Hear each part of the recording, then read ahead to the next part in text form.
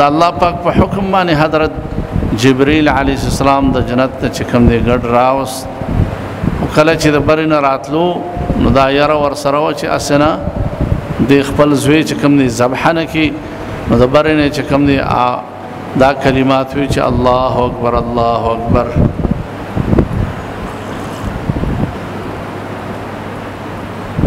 ابراهيم عليه السلام دلاندر چې کوم دی دا فرمایل لا اله الا الله والله اکبر. اسماعیل علیہ السلام چې پوه شو چې د الله پاک د طرف نه حکم چې کوم دی راغی او ګډ راغی ناغه فرمای الله اکبر ولله الحمد. دا کلمات الله پاک ته ډیر زیات چې کوم دی خوښ شو نو په دې وجه باندې د قیامت پر ورځ دا کلمات دا د انسانانو په خلو باندې الله پاک واړي چې دا ویلی شي او دا الله پاک چې کوم دی واجب کړی دی. ایام تشریق دا 15 ورځې دي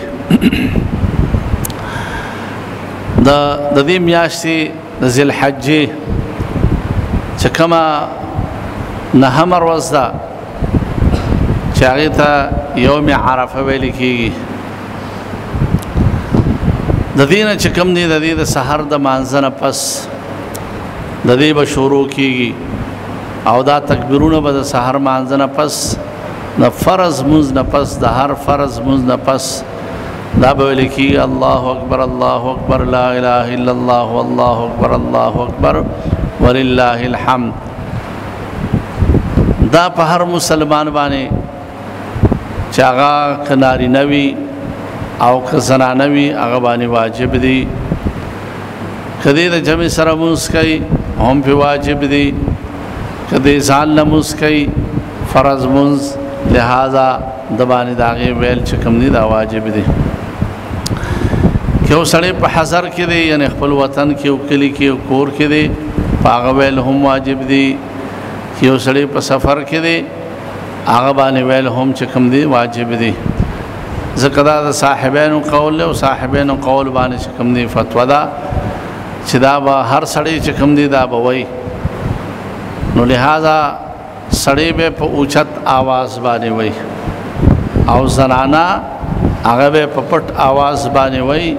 ځکه دا غي आवाज چې کوم دي عورت ته چې هغه بل څوک وانه وري هغه به په پټ باندې وای او سړی دا به په आवाज باندې یو پر ویل دا چې کوم دي دا واجب دي. بعضی و چې درې پیرې بنوي دا خلاف سنت دي. بعضی فقها او علماء کرام لیکلي چې نه خیر دې کدرې پیرې ویلي شي دا پدې کې سبق چې کوم دي دا نشته دي. او بهر حال یو پر ویل په आवाज باندې دا چې کوم دي اوچت دا سه आवाज چې درمیانه आवाजي متوسط आवाजي هغه باندې یو پر ویل دا چې کوم دي دا واجب دي. عام طور زمون خلک یا خو وینا یا خو وینو پسړه کې وای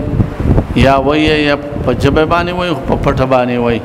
نه په پټه باندې ویل نشته دي بلکې په متوسط आवाज سره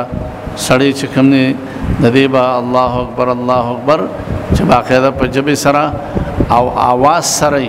یو په جبه سره ویل دي په پټه باندې لکه موږ موږ وایو په جبه باندې خو بل سړی خو هغه ناوري متوسط आवाज چې کوم دی هغه دې ته ویل کی چې کم از کم ستا خواته سو کولاړي چې ستا دا आवाज هغه سړی چې کوم دی واوري نو دومره متوسط आवाज سره چې کوم دی ویل چې او کس دوستا خوا کې ولاړي چې هغه واوري په دومره आवाज باندې ویل دا تکبیرونه یو پر ویل چې کوم دی واجب دي چې درې پیری وي خیر دی سم مسله نشته دی خو یو پر ویل چې کوم دی دا واجب دی. د هر فرض مونږ نه چې کوم دی پس کدی امام پسې وی او کدی ځان لای کدی په جمعات کې مونږ کوي د فرض او کدی په کور کې کوي او که په هر ځای کې کوي لہذا یو پر ویل چې کوم دی دا واجب دی. بیا کله کله امام مرتخیال لای نو چې امام خیال لای مقتدی به هغه ته د انتظار نه کوي چې ورغه امام سی به وای نو بیا به سویما بلکې چې څنګه فرض مونږ کوم دی وشي فوراً داغه نه پس چې کوم دی تکبیرونه مقتدی له پکار دی که امام اوی هم ډیره خبره ده، که وی نه وي نو هغه ته به انتظار نه کوي او دی به دا تکبیرونه چې کوم دی دا به وایي. لہذا امام ته به مور یاد شي، هغه به بیا چې کوم دی ووایي. بیا د دې ویلو یو خپل وخت دی چې فرض پسې فوراً چې کوم دی د دې وینا کول دی.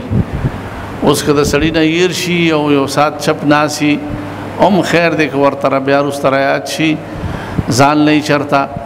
نو هم تکبیرونه چې کوم دی دا وروسته هم ویلی شي. او که داسې یو کار یې نه کړي چې هغه د مونځ منافي کار وي چې په هغې باندې مونځ ماتېږي، داسې یو کار یې نه کړی نو هغې پورې خیر دی، دته دا اجازه شته دی دا تکبیرونه چې کوم دی دا ویلی شي. او که داسې یو کار یې وکړو لکه خبرې وکړې، خبرو باندې مونځ ماتېږي نو جماعت نه بهر ووتو، یا داسې یو کار او حرکت یې وکړو چې په هغې باندې مونځ ماتېږي نو بیا د هغې نه پس چې کوم دی ویلو وخت ته تیر شو. لہذا اوس چې کوم دی استغفار وایي او الله پاک نه چې کوم دی دا بخښنه دی غواړي. بیا دا 15 ورځې دي او دا 23 چې کوم دی منځونه جوړیږي. او که مثال په طور باندې په دې ورځو کې په دې 15 ورځو کې لکه مثال په طور باندې د عرفې دروازې نه شروع د دې کېږي او د دنه یو مونځ د عرفې دروازې قضا شو، یا د اختر پر ورځ باندې یو مونځ د دنه قضا شو او هغه قضا مونځ هم په دې 15 ورځو کې دنه کوي. نو لہذا دی به چې کوم دی دغه قضا مونځ چې د اختر پر ورځ قضا شوی دی د اختر په 3 ورځ باندې کوي مثال په طور یاد شو ورته،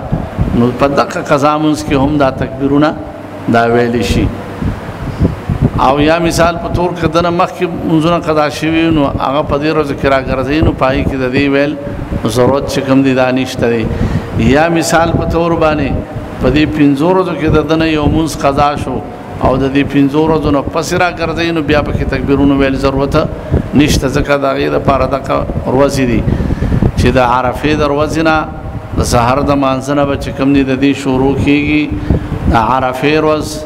د اختر ورځ، د اختر 2 ورځ، د اختر 3 ورځ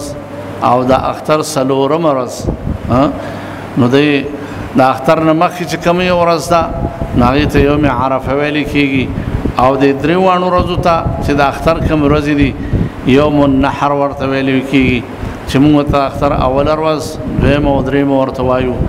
د دې بلې ورځې دپاره سمونځ نوم چې کوم دی دا نشته دی،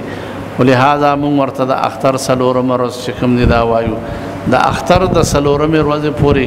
د مازدیګر د مانځه نه پس د دې تکبیرونو د ویلو وخت دی او چې مازدیګر په دغه وخت کې یو سړی د جمع سره مونځ کوي